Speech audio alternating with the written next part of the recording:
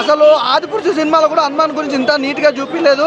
అసలు character wise అక్కడ highlight చేశారు, కానీ ఈ సినిమాకి వస్తే నిజంగా హనుమాన్ గురించి ఎంత అద్భుతంగా చూపించారు అంటే చాలా అద్భుతంగా చూపించారు.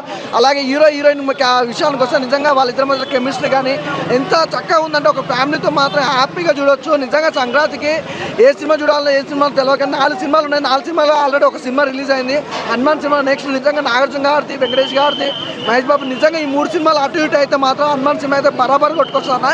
చాలా బాగుందన్న, వండర్ఫుల్ కాన్సెప్ట్. అలాగే ఈ సినిమాకి సంబంధించి వరలక్ష్మి గారి యాక్టింగ్ కూడా ఇంకో లెవెల్. నిజంగా అక్క తమ్ముడు అంటే ఇలా ఉండాలని చూపించారు, చాలా బాగుందన్న. సెకండ్ హాఫ్ ఆ సెంటిమెంట్ సీన్ అయితే చాలా బాగుంది, వండర్ఫుల్. నాకు ఆ వరలక్ష్మి గారు చనిపోయినప్పుడు అయితే చాలా హార్ట్ఫుల్ అయిపోయింది అనమాట.